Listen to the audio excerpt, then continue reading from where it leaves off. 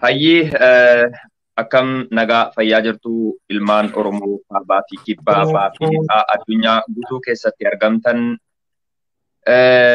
bakkuma jirtanutti nageenyi keenya isin gahu har'a obboleewwan keenya nama lama qabadhee dhiyaadheen jira. Nasrii Aanolee Dubaay irraa Abdii Geetaachoo Abbaba amma dura Oromiyaa ture amma immoo Dubaay jira. Dubaay irraa dhimmi sagantaa asirratti isaan affeeruuf nu kakaasenni guddaan dhimma ajandaa ishuu ta'ee amma irratti adeemaa jiru jechuudha. Dhimma Abdii Geetaachoo Abbaba kitaaba isaa jechuudha. Kitaabni suni kan bara 2019 barraa'edha. Garuu barreeffama yookaan walaloo kitaabni Abdiin barreesse kanadha. Akkuma asirratti agartan kana jechuudha. Kitaaba kana jechuun dhimma walaloolee baay'ee babbareedoo kan of keessaa qabudha. Nus dhugaa dubbachuudhaaf yoo ta'e jedhe hangama kootu waan amma walaloo fuula ammarra jiru kana wanti hin beeku hin jiru. Garuu obboleewwan keenya warri dubbisanii jedhan hubatanii namoonni hedduun tariitii hundi keenya iyyuu ilmaan Oromooti. Falaasama siyaasaa garaagaraa qabaachuu dandeenya yookaan dhaaba siyaasaa garaagaraa deeggaru jiraachuu danda'uu qaba. Garuu waan nu tokkomtu waan Oromummaa hunda keenya iyyuu fakkeenyaaf isa dhaaba adda bilisummaa Oromoo deeggarus haa ta'u kan KFO deeggarus haa ta'u kan ammoo paartii amma biyya bulchaa jirus haa ta'u kan deeggaru paartiin siyaasaa akka paartii siyaasaatti akka dhuunfaatti ta'e waan waloo waliin qabnu irratti garuu tokko ta'uun nu barbaachisa jennee waan itti amannee fi kitaaba kana jechuudha yeroo darbee jedhe koonsartii dhimma artistoota obboleewwan keenya artistoota keenya jechuudha irreecha koonsartii irratti jechuudha obboleewwan keenya dhiyaatan irratti calbaasii dandeessine kitaaba kana akka gaariitti adeemsaa kan turetu jira. Bal'inaan jechuudha waan jiru obboleewwan keenya itti haguutanii jalqaba irratti Nasriyatis nagaa gaafadhu Abdiinis nagaa gaafatee gara dhimma itti aanutti dabarraati. Akkam jirtan kabajamtootaa fi jaalatamtoota obboleewwan keenya ilmaan Oromoo kan fuula addunyaa irratti argamtan hundi keessanii guyyaa har'aa kana ajandaa waa'ee guddaas ta'e yookiin waan kahaagana hunda nama cinqu ta'e osoo hin taane jaalalaa fi kabajaa ilmaan Oromooti qabnuu fi wanti sirraa'uu qabu ammoo tiruun bubbultu dhakaataati jedhanii akkasuma dubbiilleen bubbultuu babal'atu deemuu irra yeroo jirtu kanatti ammoo iyyuu ija jirtu kanatti waan tokko jedhuu qabna waan jedhuuf gaafii gabaabduu fi turtii daqiiqaa muraasaa Abdii Geetaachoo Abbabee fi obboleessa keenya Muhammad Aljaziiraa waliin goonaa nu hordofaa sheer godhaa yaada keenya ammoo gara hin taanetti osoo hin taane garuma sirriitti fi garuma gaariitti fudhatuudhaaf yaada isin jedha kanuma Abdiidhaaf dabarsa. Abdii ati soofii ibsiitti dhimma isaatti dabarra. Ayyee shama akkam jirtu ilmaan Oromoo biyya keessaa fi biyya alaa jirtan kan musliimaa kan kiristaanaa kan waaqeffata bakka garaagaraatti isanii laayivii kana ilaaltanii egaa har'a ajandaa wayitu uumame ajandaan sunis dogoggora gama kiyyaan uumame dhimma kitaaba si argeen jedhu kitaaba kootii wal qabatee ajandaa godhamee deemaa jiru irratti jechaadha obboloowwan koo Deengadda simannaanaaf godhanii haala gaariitti naaf sagantaa garaagaraa irratti jechaadha dhimma kana irratti na gargaaraa turan. Sababni kitaaba kanaa wantoota garaagaraa kaasuu danda'ee jira jechaadha. Isa irratti anis yaada koo kennuu fi gaaffii na gaafatameef deebisuuf asitti argameera. Obboleessi koo Muhammad bin Aljaziiraa fi Nasrii Aanolee fi kan biroo warri sagantaa kana qindeessitan ulfaadhaa hanqophiidha gaaffii san na gaafattan hunda deebii laachuu fi waan ummataaf nama hordofaa jiru kanaafis nama boodallee dhufee hordofuufillee ifa ta'uu qabu. Gaaffii kamillee haa ta'u akka na gaafattan qabanumaan isin gaafachuun barbaada. Wannan isin ibsu kamuu isiniif ibseen irra darba jechaadha ulfaadhaa. Ayyee obboleewwan Nasrii Aanolee Abdii Geetaachoo Abbaba lamaan keessanuu galatooma. Obboleewwan asirra kan jirtanu jechuudha. Akkuma barreeffama garaagaraatiin komii keessan dhiyeeffachaa jirtan Abdiin asirra jira nu fuuldura irratti argama. Gaafii barbaadan koomantii keessan laayib asirratti hordofaan jira waan ta'eedhaaf Nasriyatis koomantii isaanii fooloo godhii komii qaban gaafii qaban jechuudha. Maaliif dudduubaan walamachuun dudduubaan walitti mufachuun hin barbaachisu waan ta'eedhaaf nuti jaarraa qaroomii keessa jirra. Jaarraa 21ffaa keessa jirra. Abdiin ergama biraa qabaate dhuguma immoo wanti kun kitaabni kun fakkeenyaaf kitaabni si argeen jira jedhu kuni akkuma kabarii yookaan kofoo barruu kitaaba kanarratti agartanutti bara 2019 barraa'ee jedhu. Bara 2019 jechuun immoo hundi keenya iyyuu kan beeknu mee kabarii feesbuuka keenya irra jiru, piroofaayilii feesbuuka keenya irra jiru dudduubatti deebinee kaanee riika bargoonee halaallu. Dhugaa dubbachuuf yoo ta'e irra guddeessi keenya kallattiinis haa ta'u alkallattiin namicha bineensa yeroo ammaa biyya keenya keessatti uummata daguugaa jiru yookaan Abiy Ahmad Alii jechuudha deeggaraa turre kuni haqa. Abdiin dhuunfaa isaatti siyaasa fedhe deeggaruu mirga qaba. Nu kana force gochuu miti yookaan isa dhiibuu miti. Isiniif gala miti. Garuu kitaabni kun bara 2019 barraa'e yoo ta'e situationin yookaan miirri hawaasni Oromoo bara 2019 keessa turee fi bara 2021 keessa jiru fardaaf lafa waliin argatu jechuudha. Abiyyiin kaleessa kiristaana ta'e har'a islaama ta'uu danda'a. Har'a islaama ta'e boru kiristaana ta'uu danda'a. Kuni yeroo wajjiniin waan deemudha. Kitaabni kuni waan dura barraa'edha waan ta'eedhaaf. Nasri. Sagaleen keenya. Nagaamu. Hin qal'ate akka malee. Ayyee maal sagaleen koo furdaadha tamitti qallata qoy eerpoon itti qa'a. Badeeraayyuu guutumaan guututti iyyuu agasiif warroonni waa'ee kana ajandaa gootanii yookiin ammoo koo'ii qabne sheer godhaatiin namoota hedduu biraan gahaa. Sheer godha Nasri ati sheerii godhi. Abdii atis namoota si komatanuuf hunda isaaniitu jechuudha. Makka just ammoo nagaamu. Amma nagaamu. Sagaleen kee dhagaamuun dhagama. Maamishu garuu bar akka waan spiikarii wannaa qirrrr jedhaa dhufaa beektaa qulqullina hin qabu. Itti fuufni amma. Akka waan spiikarii wannaa qirrrr jedhaa dhufaa beektaa. Maame itti fuufi. Amma nagaama ishee. Amma nagame.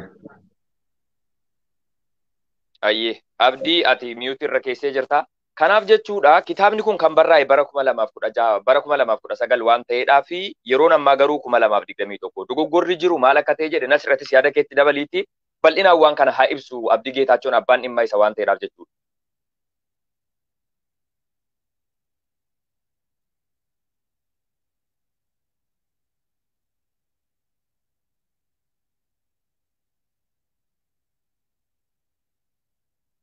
Miyuutii irraa kaasaa.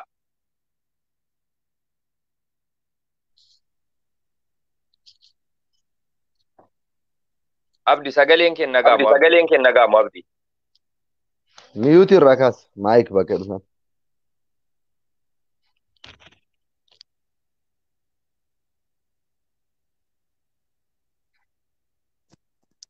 Abdi Geetaachoo Ababa. Abdi Geetaachoo Ababa.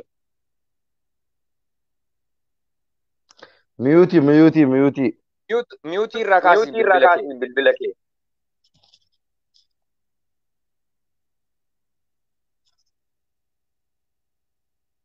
Bahi deebii Abdi.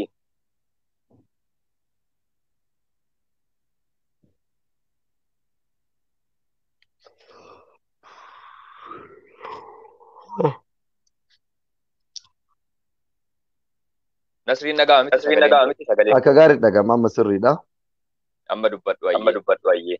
Haa dhufuuti innis waan jiru. Inni haa dhufu waan gaafannu isuma gaafanna. Hagasiif koomentii namaa haa dubbisnu. Koomentii hawaasaa haa dubbisnu. Eeyyee obboleewwan asirratti koomii qabdan. Sagaleen koo maaliif natti deebi'a? Si deebi'aa jiraa? Bilbila biraa bantee laawudii wanti jira. No wanti laawudii godhe tokko illee hin jiru. Ana biraa miti.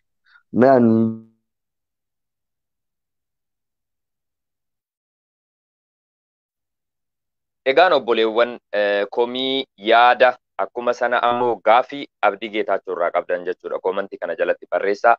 Maali wanti jiru rakkoon jiru maali jettanii kanneen komii adda addaa Facebook irratti sila dhugaa dubbachuudhaaf akka hirriba irraa ka'eetiin Facebookni kun jechuudha namni keenya silumayyuu ajandaa barbaada jettee annaaf hin galu. Facebookni guutuun jechuudha dhimmuma kanarratti namoonni hedduun illee keessaan naqunnamanii gaafa sana akka carraa ta'ee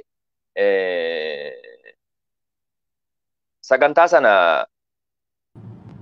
beeksisaa kan turin Abdii. Deebi'e. Ayyee amma sagaleen kee qulqullinaan dhaga'ama.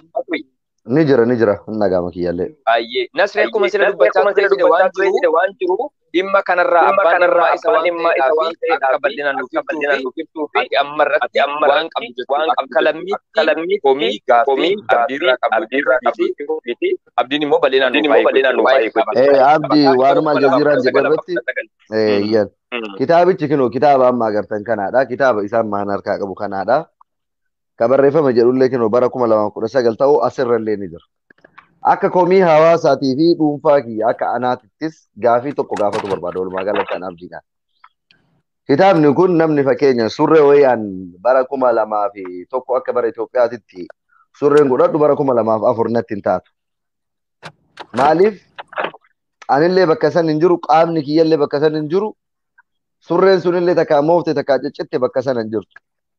Wanti nu mudate waan sanaadha. Kitaaba kaleessa abdiin barreesse keessa waa'ee Oromoo dhimmoota namoota garaagaraa meebi yookiin dhimmi jawaarillee dhimmi nama kamiitu jiraachuu danda'a. Amma bakki waan nu mormisiistee fi bakki namoonni hedduun komii fi qeeqa nurratti illee dhiyeessan abdii irratti illee dhiyeessan fuula 63 irra kan argamu waa'ee Abiyyi Ahmad Ali jedhu achirratti jechuudha. Kanaaf abdii gaafiin uummataatiif gaafii ittiin asi gaafatuu barbaadu. Kitaabni akkuma surreen bara 2001 2014 natti hin taatu siin jedhe 2019 namni kamuu Abiyyiin faarsaa ture. Kitaaba kan kee keessa waan barreessite ni beekta waan ta'eef hardhatti qeerroo fi qarreetti kitaaba kana raabsuun maaliif barbaachise? Gaafii jedhu qabaa asuma irratti wal qabsiistee bal'istee deebista. Shimame atoo qabdaa gaaffii.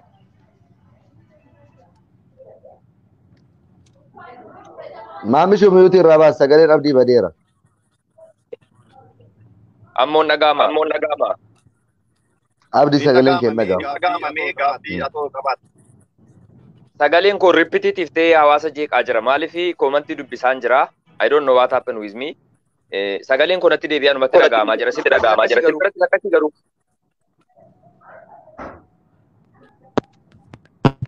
Mee earphone-itti haabaasu. Ammas akkasii. No maame sagaleen kee barseeraan dhaga'ama.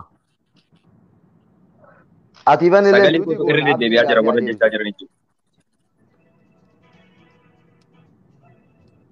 Hayyee abdii. Nan dhagaa ammas irraa jira sagaleen kee. Hayyee. Anis gaafiin qabu kan Nasrii Anoleetiin wal fakkaata. Innis maal yoo jette kitaabni kun dhugaa dubbachuuf bara 2019 barraa'ee barraa'ee jedhu dhugaa dubbachuuf dhugaa dubbasaa biyya keessatti obboleewwan keenya jiru. Amma irratti wayita dhufee jedhu akka haarawatti barruun kun osoo sirraa'e fakkeenyaaf jechuudha wanti abiyyi faarru maaliif Oromoon hundi nama kana jaallatu waan ta'eef yaaddeettaa waan ta'eef barbaada. Sagaleen kun deddeebi'aa jira waan Tole, gaafiin keessan lachuu wal fakkaata. Sagaleen koo qulqulluudha Nasri. Gaafiin keessan lachuu wal fakkaata. Ani asirratti maalin jedha. Egaa isin lameenuu dubbattanii jirtu kitaaba irratti kan jiru, qola kitaabaa irratti kan jiru bara 2019 akka barreeffame yookaan akka eebbifamee gabaarra oole beekamaadha. Namoonni tokko tokko ni beeku. Social media kan irratti illee yeroo sana jechaadha ijoolleen biyya garaagaraa keessatti Saawudii jarraaf dursee jarri tokkummaa sirriitti piroomooshinii irratti hojjetaniiti kan kitaabni koo kun maxxanfame jechaadha. Deeggarsuma ijoolleen dhumte obboloonni koo naa taasisaniin kitaabni kunis kan maxxanfamuu danda'e jechaadha. Ajandaan inni guddaanii fi gaaffiin anarratti ka'e inni guddaan kitaaba kana keessaa maaltu jira? Otoo beektuu kitaaba kana ofii keef akka barreessitu otoo beektuu haalli kaleessa ture har'a akka hin jirre otoo beektuu maaliif waan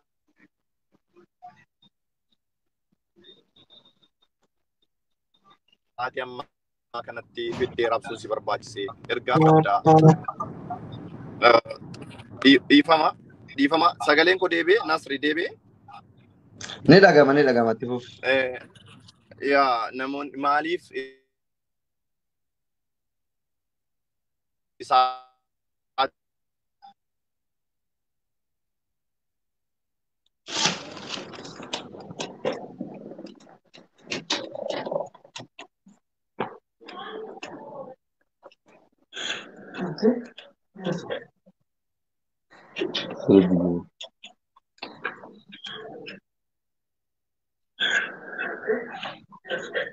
Abdii sagaleen kee dhaga'amu.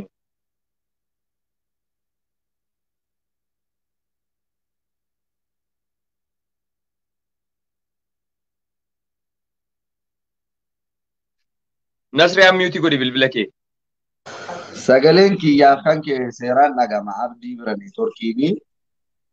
nama bilbilaa fi jira namni yeroo bilbiluu fi bilbillee ofuma isaatiif jechuudha saakitaa waan ta'eef namoonni yeroo laayivii galtan bilbila kee don't disturb mode irra kaa'i don't disturb mode kan jettu siitiin irra jirti waan ta'eef jechuudha akka namoonni kaan ittiin bilbilee jechuudha.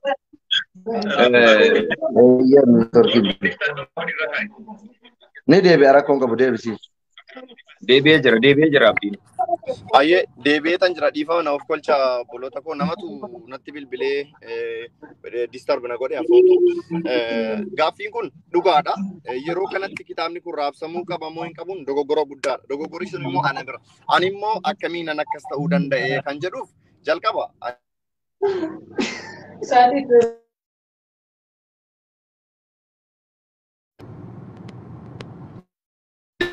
Nagama.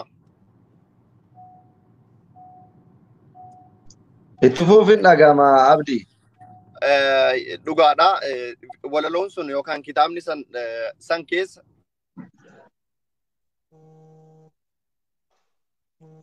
Maali cinqiini? Nama sitti bilbilaa jira. Nama sitti bilbilee si jeeqaa jira baay'ee tokko jechuudha abdii. Please, warri viidiyoo kana ilaalaa bilbilaa jirtu yoo ta'e dhiifama naa godhaa hin bilbilina dhiifama. Gaaffii kana hawaasaaf dirqama ifa gochuun qaba. Namni akka burjaajoo hin fedhu sababa kootiin namni akka walitti bu'u yookaan akka ifatu akka natti illee qabamu hin fedhu. Sagaleen koo qulqulluudha itti hafu. Itti fufi. Kan hin dhufeef kitaaba kana gurguruudhaaf jalqaba irratti duraan dhimma hojiitiif yookaan meeshaa bitachuun dhufee kaameeraa Aljaaziraan quba qabda kaameeraa keessa kan kaameeraa quba qabda. Akka tasaa yeroo kitaaba lafaan qaba hangan akka duwwaa deemu kitaaba kana maaliif fuudheen dhufee maaliif hin gurguru jedheetumaan siigalee hiriyoota kootiin mari'attee kitaaba maal ta'a jenna fidii rakkoon qabu abbaan bitachuu barbaade rakkoon qabu dhugaa dubbachuu abdii sagalee kee irra deddeebi'aa jirritti Inni dhagamaa ture maamishoo. Sitti dhagamaa jira koomantii irratti garuu sagaleen hin deddeebi'aa jira. Facebook bakka biraatti seenee taate meeroo keekii godhe bilbila kee. Ana biraa miti tokkichuma kanaan bakka kamittuu seen an bayyaa deebuu yoo barbaadde rakkoon qabu bayyee deebuu hin danda'a. No meeroo tokko bayi deebi'ime.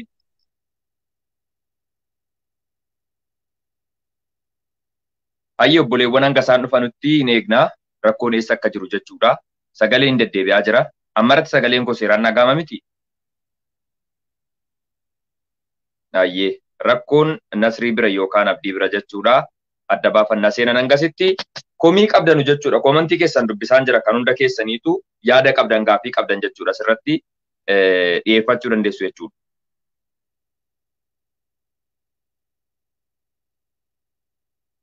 Amma sagaleen koo qulqullinaan dhaga'ama inni irra deddeebi'u hin jiru. Hanga isaan seenanutti haa eegnu. Kan koos amma sagaleen lama tokkuma malee. Tokkichumatu lama isinitti fakkaate malee sagaleen koo tokkichuma.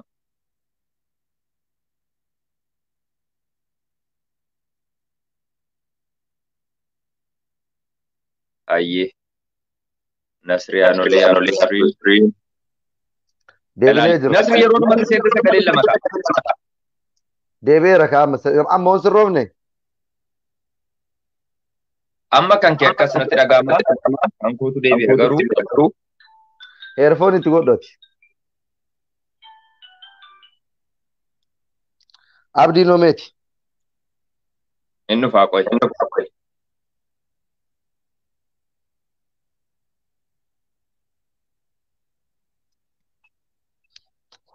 Sagalee keessan. Ammas hin deddeebi'aadha. The same thing. Maal ta'a? Hin deddeebi'a. Waaqayyo isaa yoo tokko dubbatu tokko miyuutii godhaa dubbanna rakkoo qabu. Miyuutii godhaa amma deebisii miyuutii godhaa. Ayyee. Egaa irran deebi'a tarii sagaleen jeeqamee ture waan ta'eef irras ni deebi'a. An kanan Dubaay dhufe yeroo jalqabaatii fi kanan dhufeefis kitaaba kana gurguruu miti kallattiidhumaan dhufaatiin kooyi. Tokkoffaan Muhammad bin Aljaaziraanis quba qabda. Tarii erguma wal agarree beektaa kaameeraa wayii sirkatti argee kaameeraa kana bitachuuf dhufe biyya kanaanii siin jedheen ture. Nasrillee dhageera natti fakkaata hin beeku. Yeroon dhufuuf jedhu hiriyoota kootti dubbadhee jechaadha. Maal fidee dhufu jennaan maal qabdee jennaan homaan qabu garuu kitaaba barreeffame kan ture yoo qaba jennaan fidii kottu abbaan bitachuu barbaadu haa bitatu naan jedhanii kitaaba kana fuudheen dhufe jechaadha. Fuudhee yeroon dhufu jechaadha. Akka haaraatti wannan piroomooshinii godhe tokkollee hin jiru. Tarii yoo jiraate naa dhiyeessuu dandeessu yookaan koomentiin warri si gaafatan na gaafachuu dandeessu. Akka haaraatti wannan piroomooshinii irratti hojjedhee kitaaba haaraa maxxanfame eebbisiisuun dhufa wanni hin jedhe tokkollee hin jiru. Sababni isaa kitaabni kun kan turedha. Waggaa 2 almost 3 ta'aa jira erga barreeffamee xumurame jechaadha. Kitaaba sana keessatti immoo wantoota baay'eetu jira.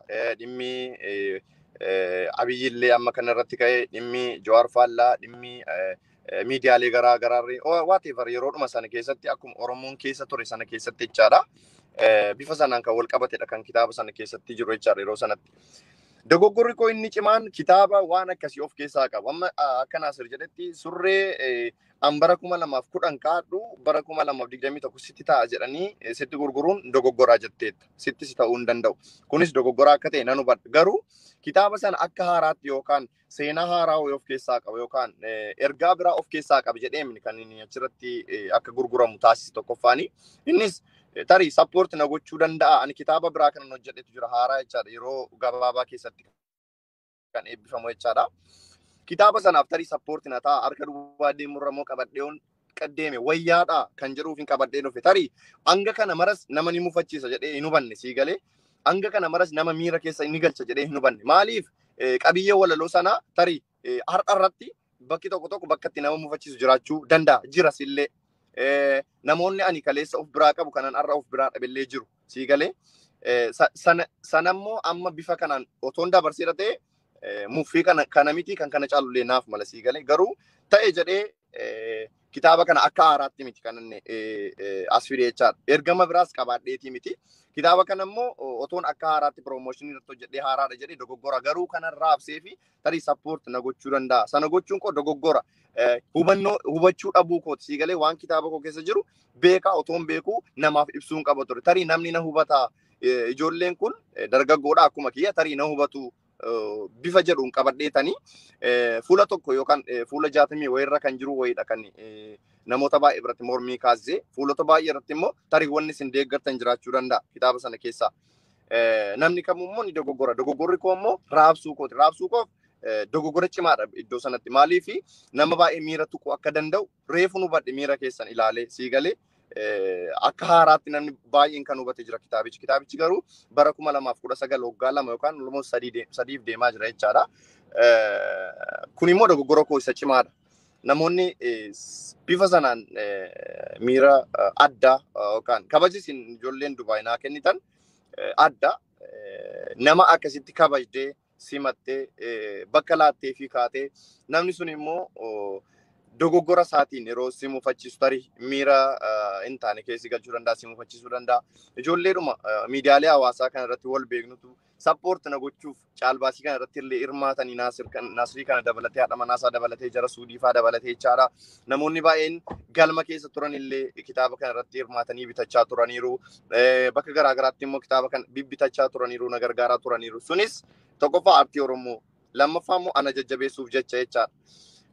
Yeroo sanatti immoo kitaaba sana keessaa waan fedhan argachuudha kan isaan qaban waan isaan gammachiisu waan isaan itti tolu argachuudha kan isaan qaban malee waan itti miirri isaanii itti jijjiiramu tarii Muhammad bin Aljaaziraan paartii fedhe hordofuu danda'a Abdiin kan fedhe Nasriin illee kan fedhe garuu kan Abdiin godhe nama kaan mufachiisuu ni danda'a garuu ta'e jedhee qaama kamiinuu mufachiisu.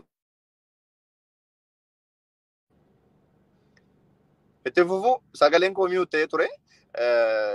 Sagalee miira nama kamiitu tuquuf miti waan kana kanan godhe tarii wannan godhe nama mufachiisee jira argeen jira dhugaa isinitti hima namni meeqa akka viidiyoo kan laayivii kan hordofaa jiru hin beeku kumaa ol ta'a jedheen abdadha garuu hundumti keessan wanni isin naa beekuu qabdanu ta'ee jedhee miira keessan tuquuf miti. Ispeeshaalii ijoolleen sagantaa qopheessuudhaan kiiloolee haa ta'u bakka garaa garaatti simannaa gootanii kabaja nuu kennitanii keessattuu immoo yeroo koonsartii anaaf hin qophoofne irratti nas himattanii kitaaba kun haa gurgurtan caalbaasii anaaf hin malle yookaan anaaf hin qophoofne irratti sagantaa qophaa'e biraa irratti sagantaa koo galchitanii innis ilma Oromooti tarii sappoorti na gochuudhaaf jettanii jechaadha. Ofii keessanii sagantaa qindeessaa ofii keessanii osoo hin qabaatiin ana sappoorti gochuuf waan baay'ee gootaniittu tarii ta'e jedhee isin muufachiisuuf miti yoon isin muufachiisuuf godhe rabbi na argaa nan baasiin nagaan biyya kana dhugaan isinitti hima jechaadha. Maaliif beektu namni akka miira natti cabu hin fedhan namni akka natti gaddu hin barbaadu maaliif an guyyaa irraa akkan itti oole natu beeka sa'aatii 12tti hirribaa ka'e ja'a jechaadha. Ka'ee silkiin koo miiskoolii baay'eetu irra jira barreeffama baay'een argee sammuun koo naan buluu dide baay'een ofitti gadde maaliif tarii osoon dhufuu baadhee osoon karaatti hafee jiraadhee ofiin jedhe maaliif beekta namni akka miira badaanaaf qabaatu hin barbaanne dogoggora cimaadha kan hin dogoggore ummataaf ifa gochuun qaba. Kitaabni kun 2019 barreeffame waltajjii tolbee 2019 barreeffame kitaaba kana keessa kan ture waan yeroo sanaati jedhee ibsuun qaba ture sun dogoggora kuusa guddaadha. Kanaafuu warri laayivii hordoftanus warri sagantaa kana maaneej gochaa jirtanis waan barbaadan waan isin ittiin adabuu feetan an adabamuuf qophiin jedha gama gootiin immoo dhiifamaa isiniin jedha gara booda immoo waan jettan nan fudha. Sagalee keessa miyuutii godhaa sin lameenuu amma Abdiinis Nasriinis miyuutii godhaa. Obboleewwan komii isin asirratti koomantii irratti barreessaa jirtanus dhagahaan jira. Amma dura guyya guutuu waan isin barreessaa jirtanu hanga tokko haayilaayitii hedduu argeen jira. Wanti jiru gabaabatti wanti kaleessa tureef wanta irra jiru fardaaf lafa ol hin argatu. Abiyyiin kaleessa nabiyyi jedhee uummanni faarsu astaghfirullah al-azim. Nabiyyiin rabbii nabi Muhammad sallallahu alaihi wasallam malee kan biraa kan jiratu hundi keenya iyyuu ni amanna. Garuu baay'ee tokko jechuudha uummanni keenya miira nama kana jaalachuu faarsuurra kan kee miira keessa narvas ta'e waa hedduu dubbachaa ture waa hedduu laaqaa ture kana hundi keenya iyyuu tamannan beenna jechuudha isinii galee. Garuu ammarratti abiyyiin kaleessa akka sanatti turee jedhee hadha maalirra jira kan jennu yoo kan laallu ta'e jedhe wanti kaleessa tureef wanta irra jiru fardaaf lafa ol hin argatu isiniif galee. Kanaafi hundi keenya iyyuu jechuudha. Dhugaa jirtu waan beeknuudhaafi kitaabni kun kan barraa'e bara 2019 bara 2019 wanti barraa'e hadha irratti dhufee hin hojjete jechuun hin danda'amu. Maaliif siyaasni guyyaa sana ture yookaan bara sana ture akkuma sana immoo sichueeshiniin yookaan haalli qabatamaan biyya keenya keessa bara sana ture jedhe biyya keenya qofa keessa osoo hin taanetti addunyumti guutuunu wanti bara 2019 ture almost ammoo waggaa afuriif deemaa jira. Bara 2019 jechuun amma bara 2021 kitaabni kun yeroo barraa'u fakkeenyaaf jechuudha bara 2018 barreessee kee walaloo kana jechuudha. Hanga maxxansamutti yeroo fudhachuu danda'a kitaabni. Walaloon tokko hadhuma barraa'ee hadhuma uummata irratti laawwanchiin ta'u jechuudha. Yeroo fudhata. Maxxansaaf yeroo gaafata. Gulaalaaf yeroo gaafata. Almost walaloon kun kan barraa'ee akka nan yaadutti bara 2019 jedhee nyaata. Personal idea kun. Mee namootni bara 2019 kitaaba Abdii Geetaachoo kana bitatanii jiraattan tariitii komii uummanni qabu jechuudha. Kitaabni walaloon kun tarii haaraa renewed ta'ee barraa'ee komiin jedhu jira waan ta'eedhaaf jechuudha. Koomantii jalatti amma dubbisaan jira. Kitaaba kana maqaadhaaf irra keessatti bara 2019 jedhan malee keessisaa walaloon kun ediit godhee barreeffame kan Abiyyii faarsu jedhanii koomantiin dubbisaa jiran marratti jechuudha. Obboleewwan namoonni kitaaba kana bara 2019 bitattan jechuudha. Mee deemaati fuula isaa dubbisaati yoo walaloon kun irra hin jiru ta'ee jedhe abdiin akka Oromootti nu miidha osoo hin taane dhaabbiitti nu ajjeese waan ta'eedhaaf itti nu gaafatama jechuudha. Yaada kooti kun yaada dhuunfaa kooti. Garuu walaloon bara 2019 jiru kun hadhas jira yoo ta'e dogoggorra abdiin hojjete normally numa kana jechuudha. Fakkeenyaaf akkuma amma jechaa jiru dhugaa dubbachuuf yoo ta'e rabbiin kan na beeku kaameeraa tokko bitachuun barbaada jedhee maallaqa asirraa waan tokko tokko gurguratee kitaaba tokkollee maxxansuudhaaf yaada qaba waan ta'eedhaaf jechuudha. Kitaaba lammeessaa jechuudha. Abdii asirratti mul'atu abdiin mee biistaak ta'ee jira. Itti deebi'a jedheen yaada rimuufiin godhaan deebi'aa seenu. Nasriin hordofaa jirta miti hin dhaga'ama sagaleen koo. Eeyyee. Kanaaf jechuudha kitaaba tokko akka barbaadu na dubbisee ture jechuudha. Sorry. Kaameeraa tokko akka barbaadu kitaaba kana gurguree kee kaameeraa sana bitachuudhaaf akka yaada qabuu fi kitaaba isaa lammaffaa kana maxxansuuf akka jedhu yaada shirnaaf godhee ture jechuudha. Akka dhuunfaatti jechuudha. Wallaahi. Kanaaf waan kana gochuudhaaf inni dogoggorri inni hojjete jedhe isa qofa osoo hin taane innis dogoggoree dhugaa dubbachuuf. Guyyaa sana jechuudha galma sana keessatti kitaaba kana akka caalbaasiitti dhiyaatee gurguramuu fi anis shoora gama kootii taphadheen jira jechuudha. Caalbaasiin sun gaafa ba'u uummanni akka bitatanuudhaaf even caalbaasii guyyaa sanaa kan injifate kunoo kanuma wajjin taa'ee dubbataa jiru Nasrii Aanolee kanuma siin fuuldura jiru kana jechuudha. Isaa fi hiriyaa isaa walitti sheer godhanii Mucaa tokko jira Suudii turii kan jedhamu nama sadi ta'anii ijoolluma naannoo tokkotti ijoollee Ajmaaniitti ijoollee Sikkoo Mandoo. Inni Jimmaadha ijoolleen Sikkoo Mandoodha. Kana wanti godhe maalidha? Oromummaadha jechuudha. Oromummaadhaaf jecha caalbaasii sana injifatanii dirhama 3,000 kitaaba kana. Caalbaasichi illee maqaa Jawaar Mohammadin nama hedduu waan ta'anii waa walitti turmoofnee dhuunfaa keenya maqaa Jawaar Mohammadin. Akka sana jechuudha. Miyuutii naa godhaa. Kanaaf maqaa Jawaar Mohammadiin kitaaba Abdii Geetaachoo Abbabaa kana kan Oromooti waan ta'eef ilma Oromooti waan ta'eedhaaf wanti inni achirratti barreessus waa'ee Oromooti waan ta'e jedhee itti amanuu fi mucaan kuni dhuunfaatti dhaaba siyaasaa fedhe deeggaruu mirga qaba. Kuni uumama. Bari naazii namicha Jarmanii irratti jechuudha. Amma yoo naazii jedhu seenaa badaadhaan faalamu, arrabsamu yookaan abaaramu sanyii duguuggaadhaan jechuudha. Namoonni isa faarsan jiru bar biyya keenya keessatti Minilikiin jedhanii kan faarsanu jiru. Mirga isaaniidha kun. Garuu Minilikiin inni faarsu ana irratti dirqama fudhachiisuu akka hin qabne yookaan dirqaman isaa faarsuu akka hin qabne walii galuu danda'uudha qabna jechuudha. Abdiin akka Abdii Geetaachoo Abbabaatti sirna biyya bulchaa jiru kanas haa ta'u sirna durii keessaa kan barbaade dhuunfaatti jaalachuu deeggaruu mirga qaba. Garuu nurratti ammoo waan sana fe'uu hin qabu. Kun yakka waan ta'eedhaaf jechuudha. Siniif galee kanaaf Abdii kan beeku Rabbii isa uumee fi isa qofaa fi akkuma sana namoota parsanaalii itti siqanii eenyummaa isaa beekan qofadha jechuudha. Nuti asirratti jajjisa gochuu hin dandeenyu. Asirratti eenyummaa isaa daggaasisuu, eenyummaa isaa dubbachuu hin dandeenyu. Nu nama waan ta'eedhaaf jechuudha. Dhugaa dubbachuuf dogoggorri guddaan gara isaatiin kan dhufes jira. Gara keenyaatiinis kan dhufes jira. Nuti maalidha kan dogoggorre? Wanti kun kan Oromooti. Ilmi kun ilma Oromooti. Kanaafuu kallattii kamiinuu bira dhaabbanna isa jennu fayyaalummaa yookaan gara laafummaa waan jedhamudha. Dhugaatti uummata Oromoo jechuudhaan akka kootti akka Muhammad bin Aljaziiraatti jechuudha. Uummata Oromoo irra deddeebi'ee dhiifama guddaan isin gaafadha. Guyyaa sana galma keessatti jechuudha. Achirratti kitaaba kana akka bitattanuuf piroomoot gochuu kiyyaaf dhiifama guddaan isin gaafadha. Kun yaada dhuunfaa kun. Maaliif dhugaadha. Kitaaba jechuun waan har'a qofa dubbifamee taa'u miti. Dhalootaaf darbuu danda'a. Boruu dhaloonni itti seenee dubbisuu danda'a kitaaba kana. Dogoggoratti isa geessuu danda'a. Siiniif galee kanaafuu an nama tokko sababa kootiin akka dogoggoru waan hin barbaanneedhaa fi Abdiin yeroo sana kan barreesse bara 2019 yeroo uummanni faarsuudha. Kitaaba kana garuu har'arratti uummatatti raabsuun akka dhuunfaa kootti dogoggora ta'e waan natti mul'ateedhaa fi anniifaman gaafadha akka dhuunfaa kootti jechuudha. Abdiinis asirratti waan jiru ifa baasee dubbateera waan ta'eedhaaf dabalata irratti Nasriyatis yaada qabdutti guuttadhuuti anasuma irratti isin dubbadha. Ayyee galatooma carraa naa kennuu keessanii fi isin lamaanuu hanga dubbattanitti baay'ee dhageeffadhee jira.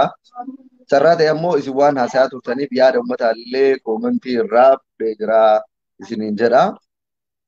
Asirratti ammoo wanti an jechuu barbaadu akkuma reefu jedhe wanti darbee jira garuu sirreeffamee darbuu qaba malee darbee jira jedhanii bira darbuun sirriidhaa miti. Dogongorri kamuu dogongora ta'uusaa erga amananiin booda maaltu itti aana waan jedhuufi furmaata itti aanu nuufis boru barnoota nu ta'a jechaadha. Abdii waanuma inni jedhe aman waanuma inni nuun jedhe kana jecha sobdallee hin jennuun dhugaallee hin jennuun waanuma inni nuun jedhe guutumaan guutuutti isumarraa amannee fudhanna jechuudha. Garuu wanti jechuu barbaadu kitaaba kana keessatti maaliif walaloo waa'ee Abiyyee faarsu barreessite hin jenneen nuti. Maaliif barreessite hin jenne. Kan inni barreesse bara 2019 keessa yeroo san Aljaziiraallee faarseera, anillee faarseera, namoonni biroollee sabab sablammoonni illee faarsanii jira. Har'allee warri faarsanii jira. Nuti garuu yeroo ammaa kana keessatti kitaabni kun qeerroo fi qarree Dubaayii fi hawaasa jiraataa magaalaa Dubaay keessattuu iddoon waa'ee amma wal nu mormiste kun hin madaalu. Hawaasa kanaaf hin madaalu. Kiiloo uummata kanaatiin waan wal faanaa deemu miti. Uummanni kunillee ummata nama kana faarsuu fi ummata nama kana faana hiriiree miti. Kitaaba kana keessa abdiin waan jiru erga beekee nuuf dhiyeessuu hin qabu ture. Yeroo biraa hojii biraatiin waan barbaade yoo nutti dhiyeeffate kaleessallee gandummaa miti, amantii miti, homaayyuu miti wanti isa irraa laalle. Oromoo fi oromummaa isaa qofa laallee ummata keessa caalbaasiidhaan irraa binnee kaanillee dhuunfaadhaan namoonni bitatu barbaadan bitatanii deeman jechaadha. Maaliif kana goone oromummaa? Har'allee gandummaa fi miti. Amantii fi miti. Maaliif iyyuu miti. Oromummaaf waan kanallee yoo gaafan. Komannullee, faarsinullee, abaarrullee, dhiifnullee akka Oromootitti wal gaafataa jirra malee dhimmi biraa tokkollee nu keessa hin jiru jechaadha. Kanaaf warroonni dhimma kana kallattiin taanetti jijjiiruu barbaadan yookiin gara ofii barbaadanii fuutanii galchuu barbaadan carraan daandii sanitti isin geessu cufaadha. Maaliif nuti akka Oromootitti ka wal qarqaarrus, ka wal gaafannus, ka wal komannus. Isin garuu feetan siyaasatti, feetan gandatti, feetan amantiitti waan feetanii galchuu dandeessan jechaadha. Nuti Oromoo fi Oromoo qofa. Sana achitti fudhadhaa. Isa lammataa ammoo iyyuu abdiilee waan jedhu jedhee jira. Already kana booda nullee kitaabicha gabaa irra oolchinu bakka amma jirutti haa dhaabatu. Ka darbeef ammoo uummata Oromoo kabajamaa maqaa kabajaa isaan qabaniin waan jedhuun abdimatu jedha. Nuti anka jechuu barbaadu kanuma har'a abdiin kitaaba kana dhiyeesse jennee boru kitaaba biraa waa'ee Oromoo fi Oromummaa Irratti barreessee fide hayi kaleessa akkas nu goote hin jedhu. Garuu dogongorri keenya bakka tokkoof tokkotti kitaabni kamuu yoo barreeffamu hayyootaa fi warroota seerluga beekan warroota waa'ee kitaabaa beekanii qubeen afaan Oromoo seeraan barraa'u wantoonni tokko tokko achi keessatti sirraa'uuf sirrii ta'uuf dhabu qoratanii calalanii sana booda gabaadhaaf dhiyeessan jecha. Nuti ammoo haala yeroo jiru wal qabatee ka jirru biyya Oromaa keessaa qophiileen garaagaraa waan nuti jiru kana hin goone jecha. Kitaaba kana osoo hin calallin gabaatti dhiyeessuu keenyaaf maqaa uummata Oromoo kabajamaa bal'aati. Maqaa qeerroo qarree Dubaayiin boruuf garuu calallee sirreessinee siin dhiyeessan jedhu abdimatti achi dabarsa jechaadha ammas.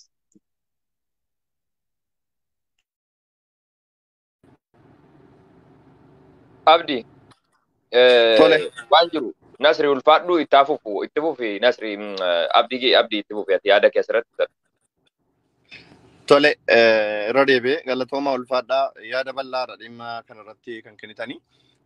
Jalqaba irratti yeroo keessan dhimma koof jecha akkasitti aarsaa gootanii sababa kootiin ofii keessanii osoo homaa hin balleessin ana support gochuuf jecha dhiifama nama gaafattanii homaatu hin balleessin otoo nan kitaaba kana fidee hin dhufu ta'eeti otoon biyya kan hin dhufne ta'eeti homaan balleessan ture isiniin hin dogoggorsuun ture iyyuu sababaan dhufeef sababaan kitaaba kana fidee dhufeef isin dogoggortan kan isin dogoggortaniif anaaf jettaniit oromummaaf ana support gochuuf dogoggortanii duraan dursee isiniin hin dhiifama gaafadha isin anaaf jettanii nama dhiifama gaafattanii anaaf jettanii dogoggortanii nama dogoggorsiistanii waan ta'eef maaliif kana yeroo hin jedhu tarii namni waan hin feene waan hin barbaanne amma fakkeenyaaf nyaata nyaachuun barbaanne dirqama namaaf jedhee yoo nyaata dhukkubsachuu hin danda'an. Siigalee namni waan fedhu qofa gochuu kan inni qabu waan fedhu qofa kan inni fayyadamuu danda'u siigalee tarii kitaaba kana akka haaraatti namoonni fudhatanii bitattanii galtan namoonni natti dhiyoo jirtan bilbilli koo namoota baay'ee bira jira Nasrii bira jira Maammee bira jira naqunnamuu dandeessu kitaaba kana isinirraa fudhachuu nan danda'a ol kaa'uu nan danda'a dogoggora koo garuu nama sirreeffatuudhaanii kan biraa immoo dhugaa dubbachuuf jechaadhaa. Biyya kana kan dhuftan baay'een keessan hojjettanii of jijjiiruu fi maatii jijjiiruu fi tarii otoo biyya qabdanii biyya kan baataniif maatii haadhaaf abbaa dhiistanii kan dhuftaniif bor nama ta'uu fi isin garuu ofirra dabarsitanii na gargaaruuf jecha waan baay'ee gootaniittu kabajni isin namaaf qabdan addaraasha dheengaddaa keessatti qofa osoo hin taane mana manatti illee sagantaan isin gootan jarri Dubaayii kun baay'ee isiniin dinqisiifachuun barbaada dhugaa kabajan isiniif qaba. Gammachuun akkan dhufitti gammachuudhaan deebi'uun barbaada ture. Garuu nan gadde dhugaa maaliif hojjettan dogoggora kootiin isin mufachiise xiqqoo. Kitaaba sana ibsuun qaba ture. Yeroo sanatti waan hin barreessuu qabuun barreesse. Yeroo sanatti ana miti namoonni bebbeekamoon biyya kana keessa jiran namoonni baay'een waan kanarraa hojjechaa turanii.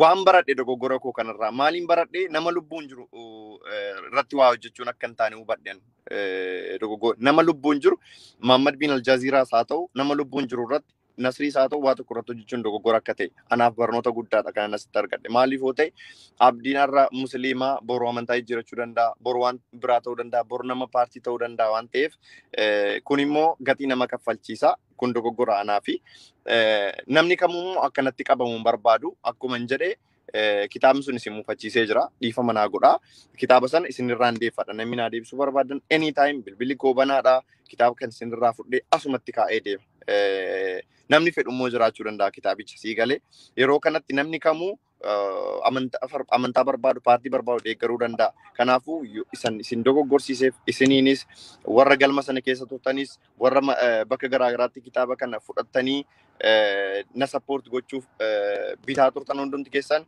dhiifama nuuf kolchaa kitaabni kun kan bara 2019 ni hubattu jedheetan ture osoo hin beekin akka haaraatti fudhattanii miira hamaa keessa galuudhaan kitaaba barruu garaagaraa akkuma isin barruu abiyyi sana suuraa kaastanii maxxansitan barruu garaagaraa immoo kan fudhatee dhufu immoo hin dhaban boodarra jechaadha tarii kan Jawaar ta'uu danda'a tarii kan adda bilisummaa Oromoof barreeffamu ta'uu danda'a tarii kan Oromoof Oromummaa ta'uu danda'a tarii kan magaalaa Jimmaatii barreessu ta'uu danda'a kamuu dhufuu danda'a sii galee sana hunda tarii bakka inni of ilaalu bakka inni of sirreessu ofiin sirreessaa dhiifama naa godha dogoggoreen isin dogoggorsiisee jira dhimmi kun dhimma kitaabichi dhimma paartii of keessaa hin qabu garuu individual personiidha kanan achi keessatti kaasee dhimma paartii miti individual personii immoo baay'ee kaasee hin jira achi keessatti jechaadha.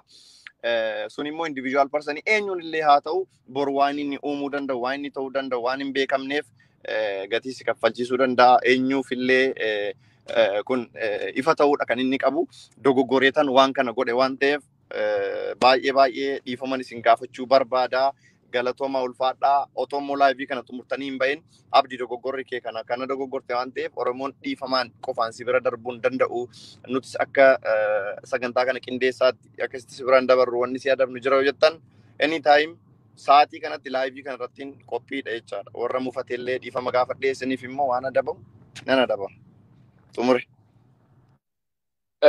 Nasri yaada qabda moo dubbadhu? Dubbatu yoo barbaadde dubbadhu si boodaan dubbadha rakkoon qabu. Ayyee. Abdi ulfaadhu galatoomii waan dubbatamuuf qabu ammas irratti dubbattee jirta already. Wanti jiru hunda keenyaafuu ifaa. Ummata keenyatti balleessinee jirra. Nu gara kamiinuu jechuudha. Warri koree sagantaa qindeessitu akkuma sana ati jechuudha. Nuti hundi keenyayyuu jechuudha. Mataa keenyatti responsibility fudhachuu qabna jechuudha. Maaliif kitaaba irra keessa laalanii keessa murteessuun ulfaataadha.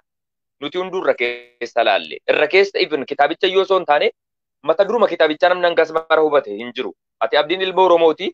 Kitaabicha irra keessaa mallattoo abbaa gadaa qaba. Gurraacha, diimaa, adii. Namni kan argee jedhu waa'ee Oromooti kan dubbatu jedha sii galee. Even si qofa osoo hin taane siif ibsuudhaaf illee kitaaba kanaan gama kootiin kitaaba baay'ee of biratti qabadheen jira obboleewwan laalaa. Kitaabicha kana jechuudha. Kitaaba isaa baay'ee of biratti qabadheen jira. Kuni maaliif? Ani faayidaa yookaan beenyaa wayii abdii irraa argadheetiin miti. Abdiin na fuuldura jira kunoo dubbachuu danda'a. Nasri Yaanolee jechuudha. Qarshii hangas baasee calbasii sana kan obboleewwan isaa wajjiniin injifate maallaqni irraa hafeetii miti jechuudha. Ilma Oromooti. Nama Oromoo kamiyyuu kutaa kamirraa ta'u bifa kamiyyuu haa qabaatu ideoloojii siyaasaa kan fedhe keessa yoo jiraatu Oromummaa qofa waan jedhamu irratti xiyyeeffannoo godhanii waan kana hojjetan jechuudha. Anis kanan hojjedhe jechuudha malee waan addaatiin jechuudha yookaan taargeetii biraa qabaanneetii miti jechuudha.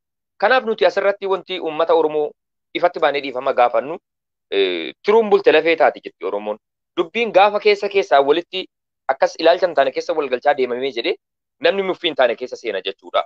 Kanaaf kun akka hin uumamneef hundi keenya iyyuu abdiin asirratti dogoggora guddaa hojjete. Kitaabni kun kan barraa'e bara 2019 kitaaba bara 2019 barreeffamee jedhe bara 2021 irratti raabsuun dogoggora kun akka dogoggoraatti dogoggora isaa fudhatee jira tamanee jira dhiifama gaafatee jira. Kan gara kitaabicha deebi'uu kan jedhu kan akka Muhammad bin Aljaziiraatti kitaabni already deemee jiratis dan already waan awwaalamee jedhe qotuu fakkaata siif galee kitaaba isinitti gurgure deeffadhaa birrii keessan deeffadhaani waan hin fakkaanneedha. Kitaabni already dan abbaan kitaabicha dubbisuu barbaadu walaloo babbareedaa keessaa qaba. Sana qofa miti. Waan negatiivii qofa ilaaluu osoo hin taane positively waan tokko si ilaaluun murteessaadha. Abdiin yoo dogoggore isin faana dogoggortu taanaan nuti hundi wal fudhannee allayyaa buuna jechuudha ta'uu hin qabu. Abdiin dogoggoraafis haa ta'u akkuma sana immoo itti yaadees haa ta'u kan isa beeku rabbii qofa jechuudha. Isin garuu akka keessanitti positively yaadaati. Kitaabni kuni waa'ee jaalalaa, waa'ee Oromummaa, waa'ee fakkeenyaa fi seenaalee babbareedoo jechuudha kan nama gammachiisu waa'ee Finfinnee waa baay'ee keessaa qaba. Fuula deemtanii isa biyyii jedhu warri abiyyiin deeggarre maallaqa keessaniin bittan miti kutaa keessaa gataa. Bakka abiyyi jedhu sana jechuudha tarsaasaa keessaa gataati kaan dubbisaa. That is your right. Waan salphaadha kun isiniif galee isa kaan dubbisaa isa hin fayyadu jechuudha. Salphaadha kun maallaqa keessaniin bitattan waan ta'eedhaaf. Abdii yeroon kana jedhu hamilee kee tokkoof miti waan ati barreessite kabaja kee xiqqeessuu miti na of golcha asirratti. Haqa jiru waan hunda keenya walii galchuun dubbachaa jira jechuudha. Abiyyi nama amma yoonaallee baay'ee jaallatu jira. Abdiin dhuunfaa keetti jaallachuu dandeessa mirga qabda. Siif galee kun mirga uumamaa keetti jechuudha. Ani abiyyi yoon deeggarre abdiin maafi abiyyiin afaan mormine jedhee kee sin dhaba yoon ta'e kun rakkoo biraati. Ati ilaalcha fudhatteen sammuu keenya kana rabbiin garagaratti kan nuuf uume hundi keenya iyyuu waan tokko kallatti nuuf rabbiin nuuf kaa'e waan tokko akka ilaalluuf jechuudha. Saayidii tokko qofaa miti akka farda luugamni isaatti kaa'ame jechuudha. Kanaaf akka sanatti haa hubannu kitaaba warri bitatanii kan amma booda ammoo uummanni kan barbaadu dhugaa jirtu asirratti baratee jira. Kitaabichi waa'ee abiyyii qaba. Kan bitachuu barbaade sitti bilbilee ammas bitachuu danda'a. Kun mirga isaati. Siif galee garuu Nuti akka dhuunfaa keenyatti promooshin gochuudhaan akkuma sana dabalataan ofii keenyaaf wantoota garaagaraa raawwachuudhaan akka lammiitti yookaan akka ilma Oromoo tokkotti dhuunfaa kootti dhiifama gaafadheen jira. Atis waan jiru kana asirratti dhiifama gaafattee jirta. Kitaabni kun akka kanatti deemee jira. Hundi keenya iyyuu kaayyoon keenya imaammatni keenya waa'ee Oromummaa qofa irratti. Siyaasni siyaasa waa'ee Oromummaa irratti wal cinaa dhaabbanne, waa'ee Oromummaa irratti wal faana teenye, waa'ee Oromummaa irratti wal faana nyaanne, waa'ee Oromummaa irratti maatii tokko caalatti jechuudha kabaja. In beektate sabdi erga dhuftee jette ilmaan Oromoo United Arab Emirates keessa jiranu kabaja isaan siif laatan akkuma sana immoo bakkeewwan garaagaraa irratti dhugaa dubbachuudhaaf ilmaan Oromoo kaleessa jechuudha koonsartii qophaa'e irratti na tokko isinitti mana of galchaa abdiin jechuudha karaatti barfatee ture jechuudha nyaata nyaachuudhaaf jechuudha kiilolee reestooraantiitti inviteeshiniin nuuf godhamee jechuudha namootni sagantaa san koonsartii gaafa qopheessu nutti gammadanii jedhan sagantaa tokko nuuf qopheessanii hanga mucaan sun nufutti jedhan yoo xiqqaate namni deeqaa 20 taa'ee osoo nyaatiin jechuudha nyaata eeguudhaaf jechuudha mucaa kana Abdii Geetaachoo Abbabee jechuudha kana jechuun maalidha? Abdiin Abiyyi deeggaraadhaaf yookaan nama biraatiif miti. Ilma Oromooti. Biyyarraa dhufe. Sababa inni feemas ta'e yookaan uummata biratti beekamtii qabu wantoota garaagaraatiif miti. Namadha ilma Oromooti biyyarraa dhufe. Zaasteet kana qofa jechuudha. Biyya kana keessatti taargetiin godhamu. Malee ati ilma sooressaati. Ati miidiyaa irratti beekamaadha. Wantoota akkasiitiin miti nama kan gulaalan. Dhugaa ilmaan Oromoo United Arab Emirates keessa jirtanuuf kabajaaf jaalala guddaan isiniif qaba. Akka ilma Oromoo tokkootti dhiifama guddaan isin gaafadhan gara kootti Nasriyaan Olee waan itti dabaltu dabali. Ayyee galatoma waan baay'een dabalu waan xiqqoo dabalu barbaada. Tokkoffaa abdiidhaan illee jechuudha. Wanti kamuu jireenya namaa keessatti qormaanni nama mudatu kamuu nama barsiisa malee duubatti nama hin deemu. Maaliif keessattuu wanti amma abdiin dogongora jennu takkaa fi takkuma qofa. 2019 barreessuu osoo hin taane 2021 raabsuu isaati. Tana qofa malee dhimma biraa takka illee of keessaa qabu. Laal rakkoo wayyoo hin beekne dawaa rakkoo sanaallee argatuun nama rakkisa. Rakkoo sana hubatamuu formaata isaallee ni kenna. Irra deebi'ee dubbadhaa Abdii Geetaachoo Abeebee kitaaba kana barreessuun isaa 2019 Abiyyi faarsuun rakkoo takka hin qabu. 21 illee faarsuun rakkoo hin qabu. Mirga dhuunfaati. Namni sadaan geessu hin jiru. 22 illee inshaallah barbaade itti fufuu hin danda'u. Waa miti. Garuu akka qeerroo Dubaayitii fi Dubaayiititti kitaaba kana fidanii kitaabni kun kan Oromootii waan Oromoof keessaa qaba jedhanii ni qaballe garuu bitadhu jechuutu rakkoodha. Tana qofa tanallee dhiifama jedhee rakkoo labne. Maarree egaa kana goone dubbiin yoo namni dheereessanii dheeratti yoo namni gabaabsanii gabaabbatti. Nuti akka koreetitti inni illee kitaaba kan akka nama dhiyeesseetiin nullee akka warra irraa qeebaleetitti nutoo fixannee jirra. Xumurree jirra. Ajandaan kana booda waa'ee kanaan wal qabatee deemu. Kabajaaf jaalalaan isin gaafannaa asumatti haa dhaabbatu. Kana biraa akka hin dabarre. Ajandaa hedduu qabnaa. Du'aa jirraa, dhumaa jirraa, hidhamaa jirraa. Dhimma baay'een nutti jira. Waan baay'ee nu joorsuu fi sammuu keenya nu haduuchitu jira waan ta'eef. Ajandaa xixinnoo akka kanaa kana waan daqiiqaa 5-10 keessatti gabaa dubbannee furatuu dandeenyu waan ta'eef dhimma waloo keenya kan fuulduraa irratti haa ilaallannu jedha. Abdiidhaaf ammoo waan tokko dhaamuufii barbaada. Abdiidhaaf. Boru atillee nama biyyatti illee galuu danda'u. Biyya keetii biyya abbaa keetiitti galta jiru hunduuti keellee biyyuma keetii yoo ta'e ta'u. Maaliif namni biyya ofii irraa bahee namni hafu hin jiru nullee guyyaa tokko galuun keenya hin hafu jecha biyya keenyatti.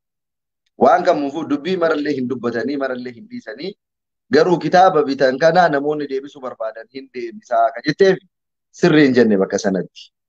Boruyyuu geegessaa nu biraa qabda akka ilma Oromoo tokkootitti jechaadha. Ilaalchuma feete yoo soo qabaatti. Haga Oromoo gadi baatee xiqqeessinetti, haga Oromoo gadi baatee hin arrabsinetti, haga Oromoo waliin taatee Oromootti hin doolle ilaalcha feete yoo soo qabaattee kanaaf kitaaba birrii muraasaan bitame kana waan shaayii maakiyaatoo dhumattu nu deebise Oromoon jedhullee hin jiru. Qeerroo fi qarreen Dubaayillee haga keessa turree beeknutti illee uummata akka sanaatii miti jechuudha. Sanuuyyuu ta'eetu atu abbaa miskiinaa siyaasa feete yoo soo deeggartee akka Oromootiin rakkataa Oromoo karaa rakka kufe argitee bira hin dabartu jechaadha. Rakkataa hedduu qarqaaraa ture. Borullee maallaqa waan kanarraa argame yoo barbaadde parsantii 50 biyyattuu galtee miskiina ittiin qarqaaruu jajjabeessuu dandeessa jechuudha. Biyyi keenya miskiinaan guutamtee jirti rakkataa hedduu qabdi. Dur waan qabdu qoodamteetuma miskiina waliin nyaatta waan ta'eef nuti waan kana waan deeffannee kiisii keenya kaayannuudhaa miti. Gorsa obbolummaa wal gorfannee dhiigaaf lafee tokko ilmaan Oromoo waan taaneef wal gorfannee ummanni Oromoo illee yoo nu moofate dhiifama nu haa godhaniif baanee dubbannee dogongora jiru akka sirraa'u malee dhimmi biraa tokko hin jiru. Abdiilleen kanaaf sitti hin dhagaamine. Ka fuulduraatiif garuu hojii Oromoo boonsu hojii bareedaa, hojii cululuqaa, dandeettii uumamaa qabda waan ta'eef waan Oromoo hunda wal qixxeessuu fi waan Oromoo mufachiisu waan of keessaa hin qabne akka qabattee dhuftuu fi bifa haarayaan akka walitti deebinu abdii qaba siin jedhaa. Yaada kan koo kanumaan goolabaa. Obboleessi keenya Aljaziiraa illee waan kana dhiyeessuu keetiif galatoomii abdiillee dhuftee gaafii uummata kabajamaa kanaa deebisuu keetiif komii isaaniitiif dhiifama gaafatuu keetiif illee galatoomii. Ajandaan kun guutumaan guutuu goolabamee jira. Amma booda dhumateera araat nixab gama kiyyaa. Ulfaadhaa. Ulfaadhu Nasrii galatoomii anis akka kootti jechuudha. Waan jiru asumaan hin xumuraa. Xumura irratti Abdii Geetaachoo Abbabaa waan jechuu barbaaddu jedhiiti gara situ goolaba waan ta'eedhaaf jechuudha. Egaan obboleewwan hanga yoonaatti sagantaa kana teessanii dhaggeeffachuu keessaniif ulfaadhaa galatoomaa. Dubbiin yoo xiqqaate gabaabba yoo gabaabbate gaariidha. Dubbiin humna xiqqoo waa'ee bishaanirraa yoo kan dubbannu ta'e jedhe bishaan jennee kanumatti hiika hedduu itti ilaannee kaanee waa baay'eerraa dubbachuu dandeenya. Uummanni Oromoo yeroo ammaa keessatti rakkoo cimaa keessa jira. Bakka adda addaatti ilmi namaa jechuudha. Akka namaatti osoo hin taane akka tisiisaatti ajjeefamaa jira. Isiniif galee kabajni isaa mulqame, eenyummaan isaa mulqame waa baay'eetu irra qaqqabaa jira saba keenyarra jechuudha. Kanaaf isa biyya keessa jiru wanta irraa dubbannu hedduun osoo jiru dhimma kanarratti biizii wal gochuun hin barbaachisu waan ta'eedhaaf sagantaa kana kanuma irratti goolabna. Ana akka dhuunfaatti akkasin jedha akka ilma Oromoo tokkotti waan natti mufattan dhiifama guddaan isin gaafadha. Kanumaan jedha Abdii yaada xumuraa asirratti jedhadhuuti sagantaa keenya isin goolabna.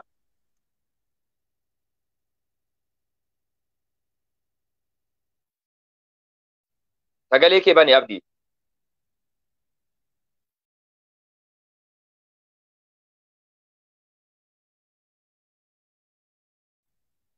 Abdii sagaleen kee dhaga'amu.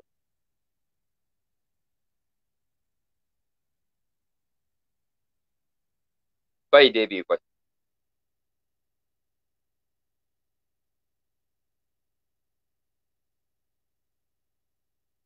Egaan obboleewwan xiqqoo sagalee isaatu didee jedhee warri asirratti abbichuus kan jettanu, Jawaaris kan jettanu, akkuma san Jaalmarroos kan jettanu sun ilaalcha siyaasa keessaniiti. Abbaa feetan deeggara. Nu dhaaba siyaasaa asirratti beeksisaa hin jirru. Namni fedhe kan fedhe deeggaruu danda'a. Inni kanatu na baasa yookaan kanas saba kootiif ta'a jedhu kallattii fedheen adeemuu danda'a. Mirga isaati waan rakkoo qabu. Kanaaf jennee waan wallabnu hin qabnu. Haqni bakka jiru jira. Haqa Oromoo Rabbi abaasuun jedhan dhuunfaa kootti jechuudha. Akka sana Abdiin Aseenu isinni yaada isaa xumuraa kennatu. Seen inni dhaga'ama miti amma sagaleen koo dhaga'ama. Ni dhaga'ama eeyyee Abdiitti fufu. Ayyee obboloota koo elaa Oromoo na dhaga'aa jirtuni sagalee koo dogoggora. Dogoggorri koo baay'ee akkan itti oole anaaf Rabbitu beeka. Maammad bin Aljaaziraatti illee baay'een dubbanne xiqqoon itti dubbadde Nasrii itti meera. Nasriidhaa barreesseera waan baay'ee barreesseef na dhaggeeffata. Dhugaa gaafan as gara kana dhufuuf jedhu osoon karaatti hafee jiraadhe jedheen ture. Hanga kana Oromoon natti qabame Oromoon hanga kana natti gadduu isaarraa keessattuu namoonni kitaaba kana bitan jarri United Arab Emirates keessa jiran bakka garaagaraa ta'anii waan kana kan ilaalan hanga kana natti cabuu isaaniirra osoo miilli koo cabee hafee jiraate jedhin of abaaraa ture sii galee beekee miti dogoggora kana raawwadhee noof kolchaa Oromoo. Noof kolchaa jechuurra moo darbee uumaa wanni hin godhu hin jiru dhuma irratti immoo wanni isin hin jedhu yoo jiraate an dhimma siyaasaa kana hin beeku yoon itti gale keessaa bahuu hin danda'u noof kolchaa isiniin jechuun barbaada kan biraa an jiraachuun barbaada galatoomaa ulfaadhaa yeroon kana jedhu na hubattu isiniin jaalladhaa borgara Oromiyaatti hin deebi'aa nagaan galinaan jedhaa galatoomaa ulfaadhaa isiniin jaalladhaa dhiifama guddaa hundumti keessan dhiifama onneerraa dhiifama isin gaafadha. Nagaa hangali karaa nagaa qee nagaatitti hayyoota Oromoolee nagaa jechuun hin dagatin.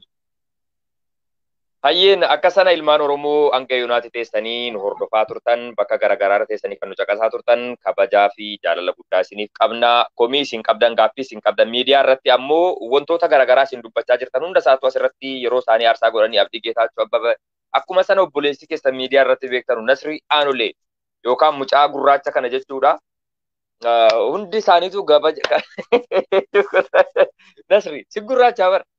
Akka sanan isiniin jedha ulfaadhaa galatoomaa hedduu isin jaalannaa hedduu isin kabajnaa halkan gaarii isiniif haa ta'uu nagaatti jiraadhaan jedha Nasrii. Nagaan turaa turtii gaarii dhimma Oromoo waan maammee wanta kiteen jechuu barbaadu jecha osoo asirraa yaa'in. Booru dubbii kana gara beetanii yoo isinii hiikkatanii abacaada isaa ka ol gara galchitan nuti keessan jiru. Nuti fixannee jirra xumuramee jira. Ka boruutiif yaada keessanii fudhannaa garuu dhimma ammaa booda itti fufu nuti keessan jirru taabte teessanii nagaatti. Nagaatti jenne obboleewwan guyyaa halkan gaarii isiniif haa ta'u warra immoo yeroo bakki jirtan guyyaa ta'ee jedhe guyyaa gaarii isiniif haa ta'u ammoo amma Erbiin Aljaziiraan ture sagantaa kana isiniin qindeessuudhaaf guyyaa halkan gaarii isiniif haa ta'u.